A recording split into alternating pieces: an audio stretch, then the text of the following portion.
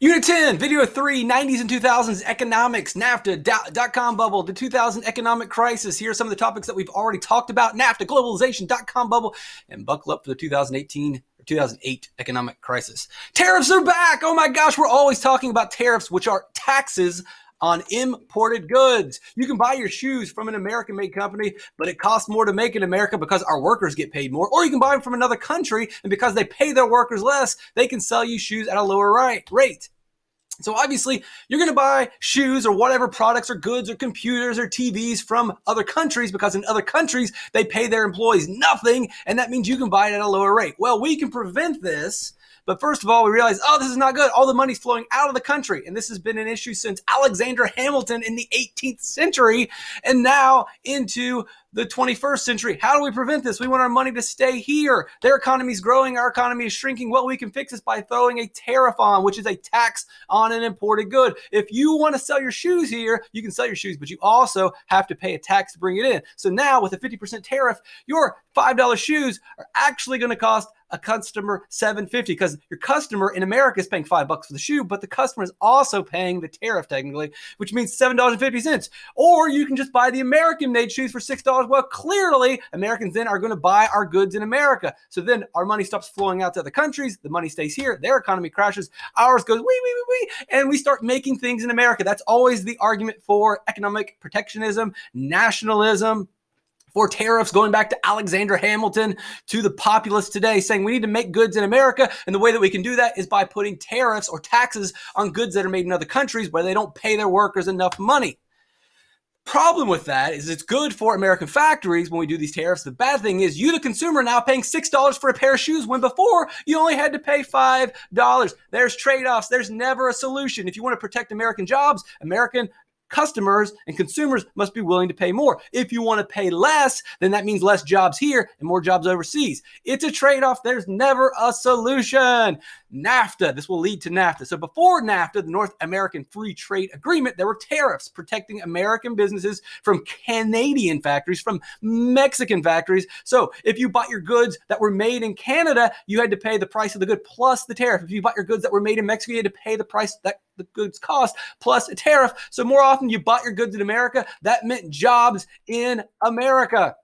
You didn't want to pay that much. It's too expensive. So you bought your goods in America. That went to American workers. That protected the American economy. But it costs so much money to buy my stuff from America. So NAFTA decides, hey, let's get rid of the tariff. Free trade, meaning free of tariffs, free of restrictions created by the government. So if I buy a $5 pair of shoes from Mexico, then I only have to pay $5, no added tariff. So am I going to buy the $5 pair of shoes from Mexico or the $6 pair of shoes from America? Of course, you're going to buy from Mexico. And that means more jobs in Mexico, less factories in America. But hey, you, the customer, the consumer, you win. You're able to get your TVs and video games and PlayStations at a lower price. Cool for you, but bad for the factories. We're no longer making our goods in America. That's NAFTA. In a nutshell, people lose their jobs. The country is divided on this. Again, there's never a solution. There's trade-offs. Do you want to help the consumers, the customers, the people buying goods, or do you want to help the people producing goods? Usually the answer is find a middle ground in between.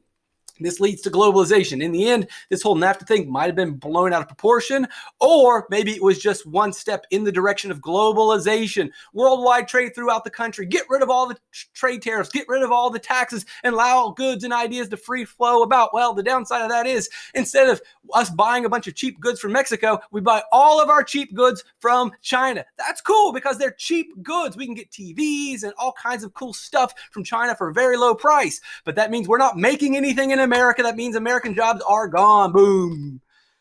There's going to be trade-offs. I like the price. The neoliberals are definitely in favor of this because their goods and services are much cheaper when we buy things from other countries. The people that don't like this, the populace, because we no longer are making anything in America. It hurts the populace. So this is a big fight in America today, and it was a big fight in America 10, 20 years ago. It's been a big fight in America forever. Who should we side with? The producers, the factories, the workers, or should we side with the consumers, the neoliberals? And that is a big fight today. In the end, NAFTA probably wasn't as big of a deal, but it definitely allowed the government to go a step further, which was once we got free trade with Canada and Mexico, then we went all in, or we, the government, went all in on buying all of our goods from China and moving all of our jobs overseas. Now, the neoliberals will argue, no, we're still selling tons of goods. We're still producing a lot of goods. Look on the chart. We're selling tons of stuff to China, and we're able to sell stuff to China because China sells stuff to us. It's a relationship that we've worked out. If we didn't buy stuff from China, then they wouldn't buy stuff from us. That's what the neoliberals will tell you. And they have some good points. We still are producing a lot of goods in America and selling a lot of goods to America.